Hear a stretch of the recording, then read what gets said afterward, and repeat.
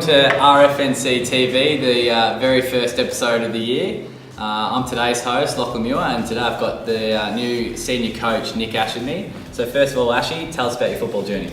My footy journey started back at Riddles Creek in the juniors, and basically played there my whole junior career, from under 10s right through under 16s. Went off to play under 18s and senior footy at Riddle for about 2 or 3 years before coming down to Rupo in 2002 with a few schoolmates to play under 19 footies in the amateurs. Broke my leg after about 4 or 5 games doing that, and then I ended up back at Riddle after that, and that's where I finished my senior career. Beautiful. And what's it like being the top dog now at Rupo after spending a couple of years as an assistant to Kev?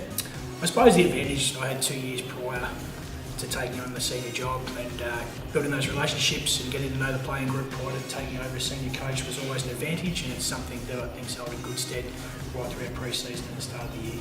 On pre-season, how do you see pre-season over the end of last year and the start of this year?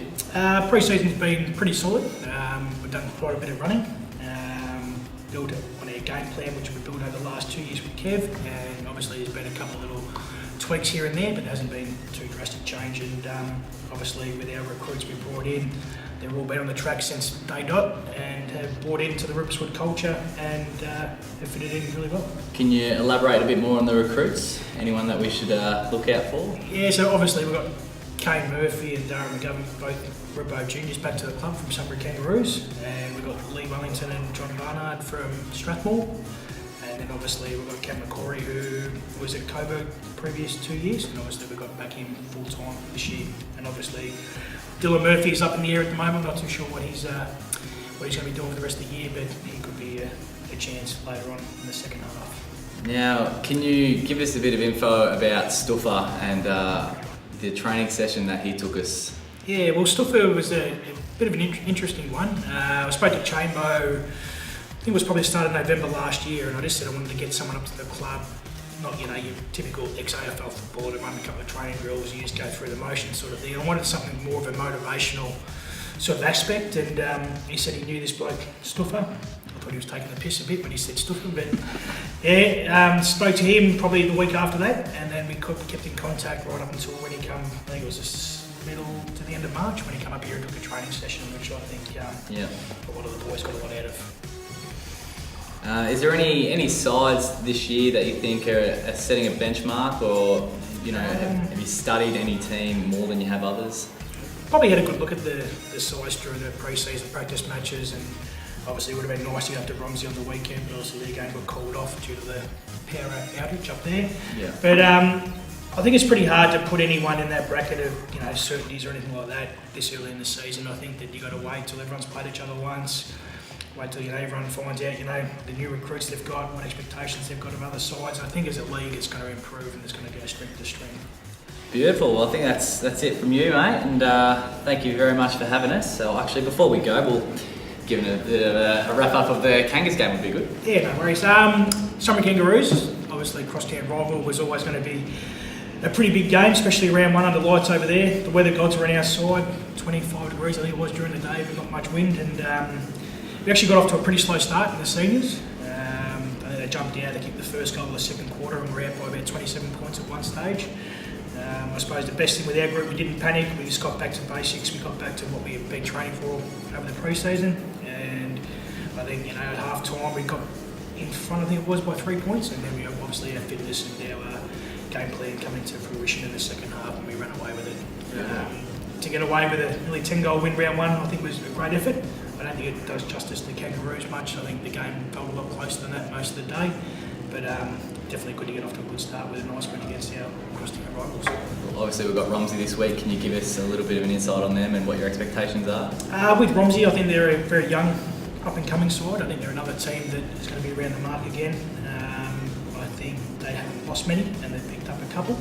Not too sure the blokes they picked up. I know there's one in particular, Ricky Wood from Hoppers Crossing, who was an ex-Romsey junior, who's not a bad player, more half forwarder. So that's something we need to look at when we go up there and when they come down here on Saturday to play us. Beautiful. Well, I think that's it. We're good for that, and thank you very much for joining us on the first RFNC TV. Thank you very much. We'll be back with Bradley.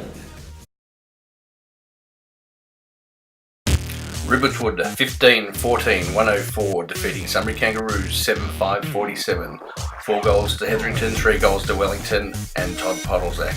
Great to see Kane Murphy named best on ground at his return to the Shark Tank.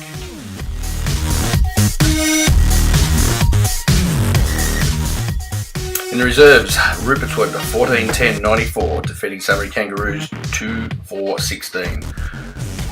Cav with 5 goals, Alex McConville with 4. The best for Ruppertswood, Luke Borg, Dylan Dremel, Matt Smith, Alex McConville, Daniel Kavanagh and Dean Halliwell. In the under-19s, Ruppertswood 19-17-131, defeated Sunbury Kangaroos 2 straight 12. Jacob Shaheen chimed in with 6 majors, with multiples to Johnson, Sutton, Creed and Price. Best for Ruppertswood, Mitch Johnson, Jacob Shaheen, Brock Plant, Kyle Tucker and Jake Sutton. Now we're here with the oldest man who's ever set foot in ground at Ruppertswood, the president, Brad 400 syllables Anarcho. Bradley, what are your expectations for Ruppertswood going into 2018 season? 2017 was a great year for the club. It was a really good learning curve, got a bit of taste for the finals, which was great for the boys. 2018, definitely grand final. They don't give them away. Our hopes are to win it. But yeah, on the field, across the board, 19s, reserves and seniors, we'd like to get in the grand final and we'll go from there.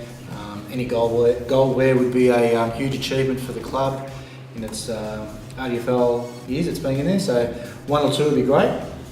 Off field, financially the club's in a really good position. It's taken a couple of years of sweat and tears to get to where we are. I don't mind saying we're out of debt. There's money in the bank, all our bills are up to date. We've spent some money this year. In the club room floors, 3 new TVs, new furniture coming, new seating in the club rooms. We've taken over the ground now, the maintenance of the ground, so hopefully we can start to see some improvement into that. And some capital works over the next couple of years will be club rooms, change rooms and some new lighting.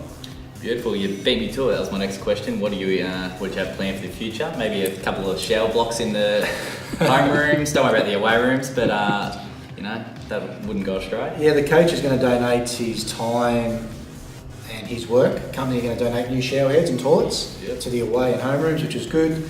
So we might see a lot more boys having a beer and a shower afterwards, which would be great. Bit of camaraderie in there. But the future is to get some good lighting out there for the boys. Maybe the car park, and we'll see what happens in the next few years. Beautiful. And what do you think of the RFNC TV initiative that we've got going now? I think it's great that Rod Williams has taken control of it. It's a new stepping stone for the club, and it's probably something that we're in front of the RDFL and Goldfields, and it's people on the outside can see what's coming on, what's happening at the club inside, and we can go from here. It'll be a really good thing. Beautiful. Thanks very much for joining me on today's the first episode, and I look forward to seeing how we go down the end of the year. Thanks, Andy. Love. Yeah, thank you. That's all we've got time for tonight. Thank you very much for watching, and stay tuned for upcoming episodes of everything that's happening down at the tank, and also stay tuned for this week's RDFNL show with Yandy and Tara.